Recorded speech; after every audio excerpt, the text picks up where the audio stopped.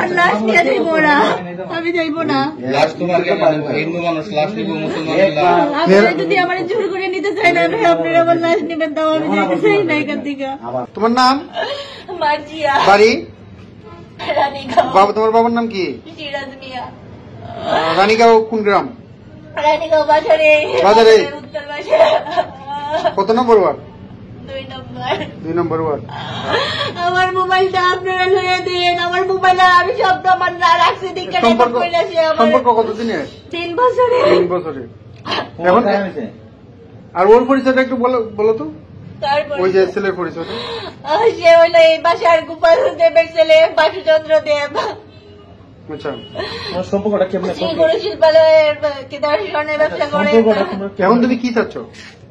আমার বাচ্চা দায়িত্ব নেবো, আমারে নিবো, কারণ ও তো বলছিল আমার বিয়ে করবো, স্বীকৃতি দিব, এটাই এটি চাই না, আর কিচ্ছু চাই না। আমি 1.5 মাসের অন্তঃসত্ত্বা। কত মাসে? 1.5 মাসের।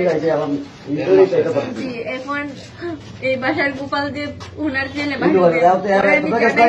সন্তান, ও বলছে যে রেখে দাও। ডাক্তার বলছে যে আপনি শারীরিক ভাবে অসুস্থ, আপনি এই বাচ্চা নষ্ট আমি করতে পারতাম না, তাইলে কি তো করতে হইব। আমি কইছি হাজবেন্ডের সিগনেচার লাগবে, তখন তার এই আমি বলছি যে কিতা করতাম, হয় দেখো তুমি কিতা করতে রাখলে রাখো। আমি আমার শরীরে তো কন্ডিশন ভালো না, আমি ভালো যেতে পারি, হয় তাইলে রাখি দাও। আর 2 সপ্তাহ পরে যখন ডাক্তারে কইছে তুমি ডাক্তার দেখাইবা, বলছে 2 সপ্তাহ পরে যাওয়ার জন্য নিয়ে যাইবো। লন্ডন স্পেসে গত বৃহস্পতিবার রাত্রে বসার পরে বলছে যে আমি আজকে ডাক্তার দেখাইছি না তো কি হয়েছে, নিয়ে যাই মনে, নাইলে রাহাত আছে ও নিয়ে যাই মনে, সমস্যা নাই, আমি না যাই। ওর ফ্রেন্ডের ছোট ভাই। আচ্ছা,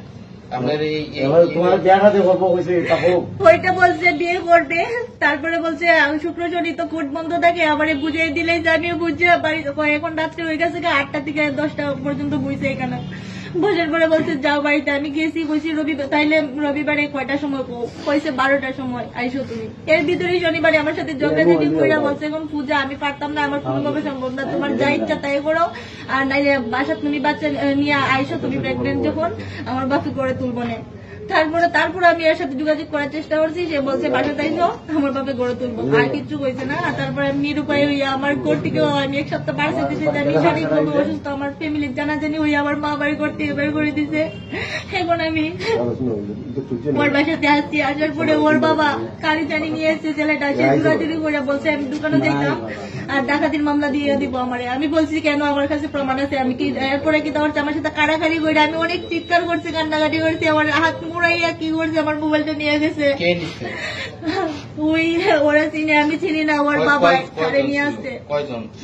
ওরা 3 জন আসছিল, তারপর গেট লাগিয়ে দিছে, লাগিয়ে দিয়ে আমার সাথে ওই রুমে একজন পুরুষ আসলা, তারা বলছে পর্দা পালিয়ে দাও, পর্দা পালাইছে। তারপরে গেট লাগিয়ে দিয়ে তোর বাপের লিয়ে কিতা করবো, তোর কিচ্ছু করতাম না, আমি একা আছি, আমার সাথে কেউ আছে না বলে। আমি বলছি ভাই দুহাই আল্লাহ, আমি কেউ নিয়ে আইছি না। তারপর মোবাইলটা কয়জনের নিছে আপনার কাছে? মোবাইলটা ওই ছেলেটা জোরাজুরি করে নিছে, আর ওর বাপ দারো খারত আসলো, আর ওই আরেকজন লোক আসলো।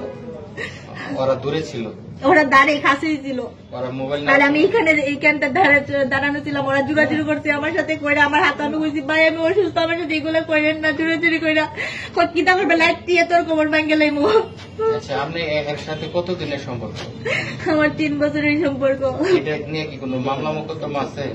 এটা নিয়ে যখন ওর যে বিয়ে হয়েছে এগুলো আমি জানতাম না, জানার পরে আমি ওর সাথে ঝামেলা হয়েছে এটা নিয়ে, তারপরে আমার পাওয়া তো 2টা খান্দাঘাটি বইটা অনেকটা নিয়ে খান্দাঘাটি করছে বইছে। উত্তর বাজারে একটা ছোট ভাই আসলো, ওরে নিয়ে সবসময় দেখা করতো, এর নাম মোহাম্মদ খালিদ। হ্যাঁ, আর ওরে নিয়ে দেখা করতো। এরপর থেকে যা দেখা হয়েছে মানে কথাবার্তা অনেকেই বইছে, জনতা ট্রেডার্সের ওনার যে আব্দুল্লাহ তার নিয়ে বইয়া সালিশ হয়েছে, কোনো কিছু আমার রায় দিচ্ছে না। আমি নিরুপায় মামলা দিয়েছি, সে মামলার সাক্ষী টাকি সব টাকা পয়সা দিয়া খাওয়াই রেখে দিয়েছে, আমি নিরুপায় কিচ্ছু করার নাই। তারপরে আমি বইয়া থাকছি নিরুপায় হইয়া। তারপরে কি করছি, সে আবার আমার সাথে ডিস্টার্ব কইরা দেখা করছে, পাওয়া তো ধরে কান্নাকাটি কয় যে আমি ভুল করছি, আমি তোমারই চাই। তুমি কি কোর্ট কাছারিতে মামলা করছিলা? যে মামলা করছি বললাম তো, কতদিন আগে মামলা করছি? প্রায় 1 বছর হয়ে যাইতেছে। এই 1 বছর আগে তোমার এর কোনো মামলা চলাকালীন শুধু এরা তদন্তই করে যাইতেছে, তদন্ত আর সাক্ষীগুলারে টাকা পয়সা দিয়ে কিনে নিতে সাক্ষী তুমি পিবিআই তদন্ত করতেছে। সিবিআই তদন্ত সাক্ষীরে টাকা পয়সা দেয়, তুমি দেখছিলা? সাক্ষীরে টাকা পয়সা দিছে, যে এগুলা রেকর্ড আছে আমার কাছে, যে বাজারে খারে খারে জানি মেয়র টেয়র নিয়ে ওরা ওর বাবা ওর বাসাতে গেছিল, যে বাসাতে রেকর্ড থাকলে তুমি রেকর্ড পিবিআই জি আমি শুনাইবো। পিবিআর স্যারকে দিছি, দেওয়ার পরে স্যার জানি না এরা এত কিছু দেওয়ার পরেও এরা কিভাবে সাক্ষীকে পিবিআই দেয় নাকি টাকা পয়সা পিবিআই দেয় নাকি ওরা দিছে।